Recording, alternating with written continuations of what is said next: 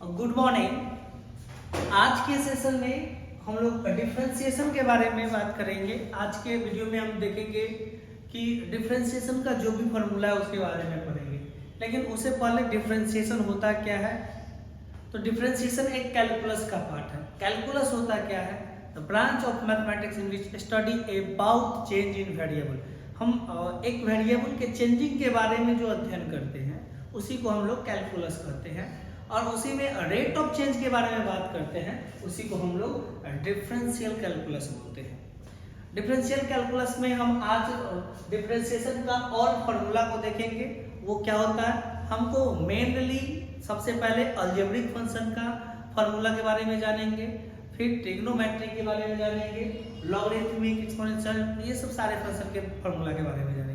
सबसे पहला डिफरेंशिएशन में एक फॉर्मूला आता है x to the power n। Algebraic function है, पावर फंक्शन के नाम से भी जानते हैं, पावर फंक्शन। तो इसका डिफरेंशिएशन क्या होता है?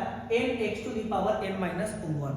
मतलब कि ये ऐसा दिया हुआ है तो आप इसको इस तरह से भी, जैसे मैं ये फॉर्मूला हम बनाएंगे कैसे, अगर आपको कोई बोलेगा डिफरेंशिएशन आप निकाल के बताइए with respect to x cube का, तो हम ये फॉर्मूला लगाएंगे n x to the power n minus 1। मतलब जो पावर है उसको पहले लिया है, पावर हम 3 को पहले लिया, x के पावर 3, पावर में से 1 घटा दीजिए, पावर में से 1 घटा दिए, रिजल्ट आ गया 3x²। इस तरह से कर सकते हैं। या अगर आपको बोलेगा डिफरेंशिएशन आपको करना है x के पावर 100 का, तो आपको सेम वो इसी तरह से करना है। 100 को क्या करना है? पहले लेकर आ जाना है और 100 में से 1 को घटा देना है। रिजल्ट कितना जाएगा? 100x to the power 99।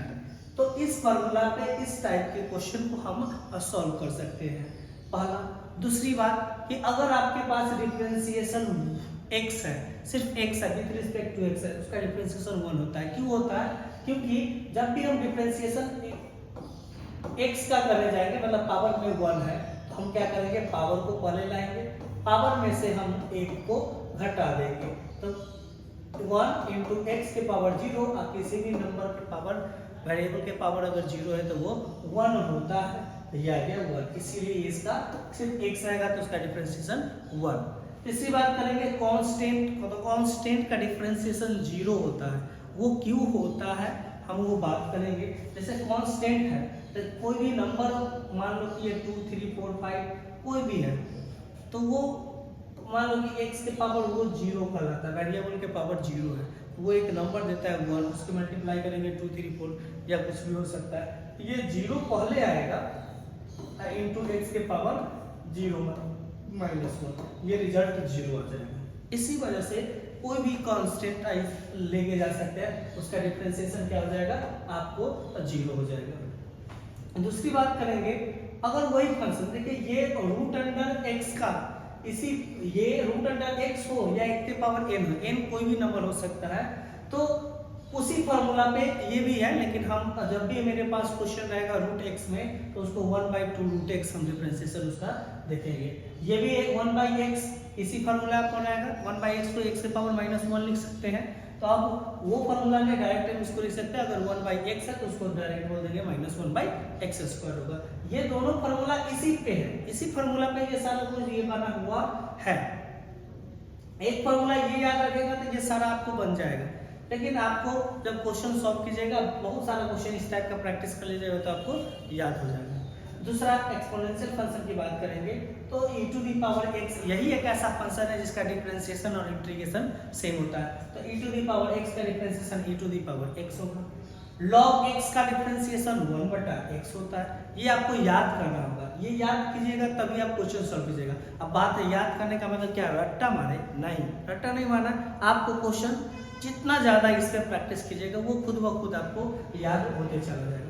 ये a to the power x है, मतलब कि हम लोग अभी जो सबसे पहला फॉर्मूला पढ़े थे x to the power n, variable के पावर कांस्टेंट। अब कांस्टेंट के पावर अगर वेरिएबल है तो उसको एक्सपोनेंशियल फंक्शन में चेंज करके बनाते हैं, लेकिन आपको डायरेक्ट फॉर्मूला आप याद रखिएगा, a to the power x रहेगा तो a to the power x into log a। मतलब कि इसका क्वेश्चन किस तरह से आएगा वो देख लीजिए।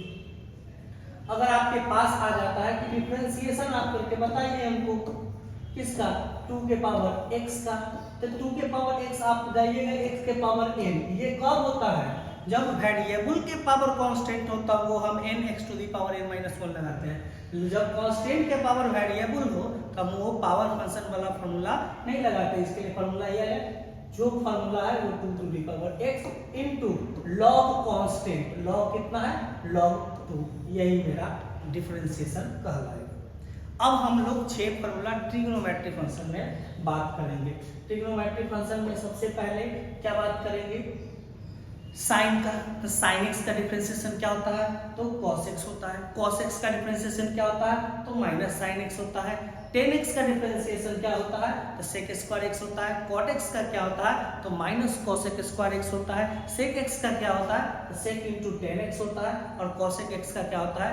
Minus cosec into cot X होता है। ये डिफरेंशिएशन सिर्फ आप अगर आप बीबीए में है, बीकॉम में है, अगर आपको सिर्फ इतना ही फार्मूला अगर आप याद हो गया, याद कर लिए, इस पे क्वेश्चन प्रैक्टिस कर लिए, तो इसके रूल के साथ अलग अलग क्वेश्चन को आप बना सकते हैं।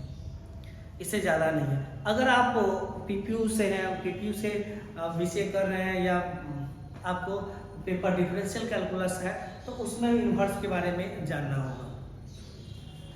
तो सबसे पहला इन्वर्स, सबका सारा फार्मूला हम जान लेते हैं। फार्मूला क्या हो, सारा डिफरेंशिएशन में कौन कौन फार्मूला है वो।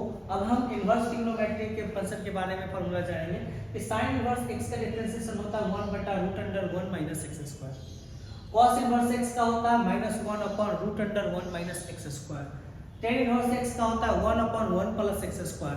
कॉट इन्वर्स एक्स का होता है -1/1 plus X square. Sec inverse X का होता है 1/mod x root under X square minus 1। यहाँ पे mod x भी आ जाता है, आप x भी पॉजिटिव लेके चल सकते हैं। कॉसेक इन्वर्स x का होता है -1/mod x root under X square minus 1। ये हम फार्मूला को जानते हैं। तो ये आपको कौन कौन सा फंक्शन का पढ़े?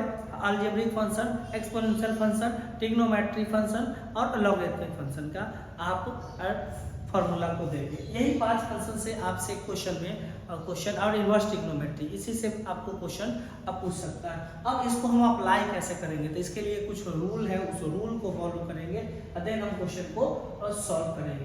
तो फॉर्मूला यही होता है।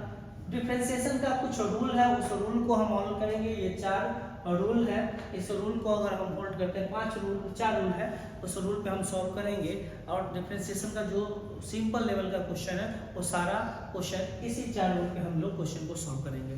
सबसे पहला, अगर कोई भी फंक्शन के साथ अगर कांस्टेंट मल्टीप्लाई है, कांस्टेंट मल्टीप्लाई करने का मतलब क्या है कि अगर आपके पास ऐसा क्वेश्चन आ जाए, डिफरेंशिएशन करना है आपको 2 sin x का, तो 2 क्या है? कांस्टेंट है, तो हम 2 को साइड कर देंगे और डिफरेंशिएशन किसका करने जाएंगे?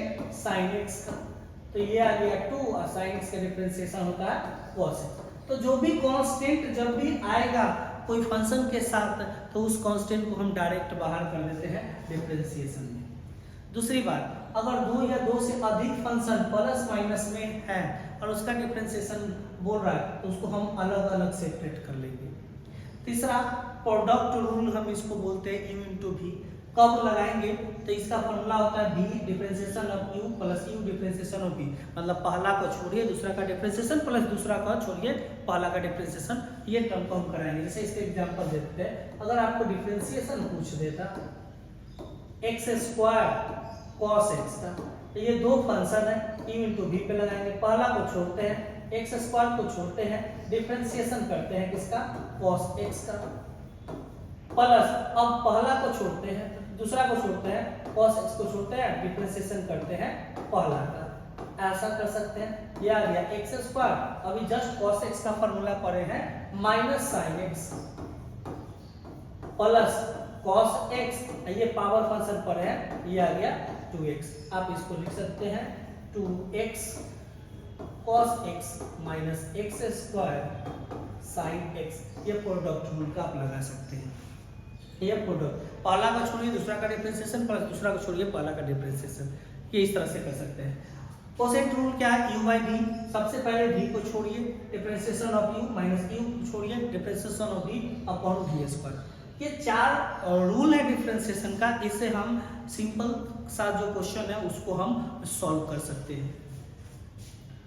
उसके बाद और रूल के बाद हम लोग कुछ एक चैन रूल होता है, लेकिन हम चैन रूल को रिमूव कर देंगे। ये चैन रूल जो लगता है वो मेनली कंपोजिट फंक्शन पे लगता है। चैन रूल जो लगता है वो कंपोजिट फंक्शन पे लगता है, तो वो हम नेक्स्ट वीडियो में चैन रूल के बारे में देखेंगे। Thank you.